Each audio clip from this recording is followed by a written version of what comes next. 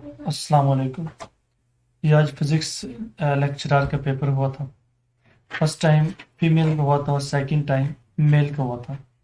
तो first time female की अगर किसी ने क्वेश्चन चेक करने हो तो उसकी दो वीडियो अपलोड कर दी गई हैं। तो ये मेल की है, ये मेल की वीडियो जिसमें हम देखते हैं कि मेल के जीके और उसका जो फिजिक्स का पोर्शन था उसके किस नौइयत के क्वेश्चन आए हैं। चलिए शुरू करते हैं कि अल्लामा इकबाल की सबसे पहली नज़म पहली किताब कौन सी थी। वैसे उनकी पहली नज़म कई दफ़ा पूछी जाती है, हिमालय है। तो उनकी पहली किताब पूछी जाती है, इल्मुल इक्तिसाद है। अक्सर लोग समझते हैं कि वो इसरार खुदी है, इसरार बेखुदी है, लेकिन नहीं, उनकी पहली किताब का नाम है इल्मुल इक्तिसाद। मनक़बत किसे कहते हैं, यानी कि ऐसी नज़म जिसमें बुजुर्गों की तारीफ की जाए, जिसमें जैसे नात है, हम्द है, तो उनकी तारीफ में नात के एक है जिसमें हज़रत नबी करीम सल्लल्लाहु अलैहि वसल्लम तारीफ की जाए। तो ऐसी नज़म जिसमें बुजुर्गों की तारीफ और तौसीफ बयान की जाए मनक़बत कहलाता है।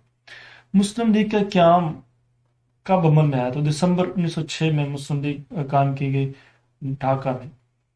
वॉल्यूम ऑफ कौन, कौन का, ये फिजिक्स का सवाल है, प्योर फिजिक्स का सवाल है। तो कौन का वॉल्यूम क्या है? तो v is equal to pi r square h by 3 कौन का वॉल्यूम होता है। थर्ड बिग हाईएस्ट माउंटेन पूछा गया था। तो ये एक माउंटेन है जिसका बड़ा ही आसान सा नाम है, जिसे आप पढ़ सकते हैं आसानी के साथ। अब अगर ये माउंटेन पूछा गया है इन द वर्ल्ड, तो ये बनता है कैनचिनजुंगा। ये नेपाल और इंडिया के बाउंड्री लाइन में है।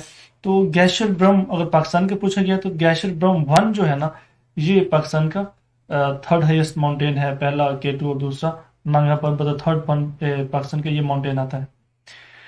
इन ऑर्थोरोम्बिक एंगल्स आर, तो ये वो एंगल होते हैं जिसमें in an orthorhombic angles lattice all of the angles are equal to 90 degree, जिसमें तमाम एंगल जो होते हैं 90 डिग्री के होते हैं। While all of its sides are of unequal length, जबकि उसकी जो साइड्स होती है ना, उनकी लेंथ जो है वो अनइक्वल होती है।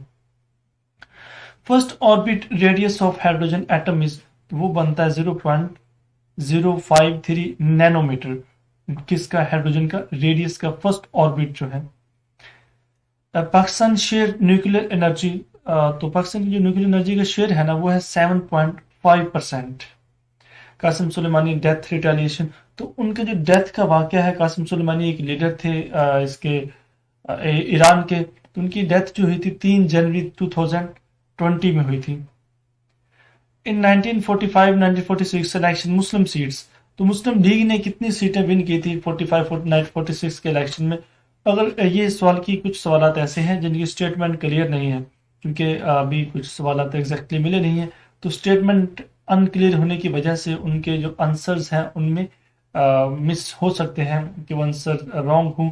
इसलिए आप कमेंट्स में ज़रूर क्वेश्चन की जो ठीक स्टेटमेंट है ज़रूर कमेंट कीजिएगा, या फिर जिनके आंसर्स रॉन्ग हो आप कमेंट कीजिएगा, ताकि नेक्स्ट जो वीडियो बने उसमें इन जो रॉन्ग क्वेश्चन है इनकी करेक्शन की जा सके।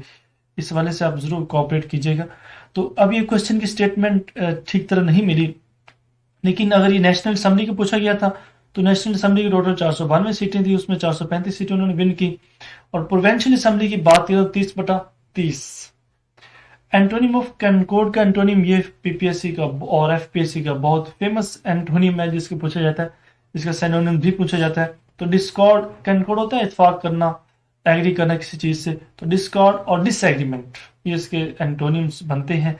अगर ये दो नहीं भी हैं ऑप्शन में, तो फिर इस ऐसा ऑप्शन होगा जिससे मतलब डिसएग्रीमेंट हो रहा हो, जिसमें कोई ना कोई आपसे एग्री ना कर रहा हो, कोई झगड़ा हो, कोई फसाद हो, पीसफुल एक्शन ना हो।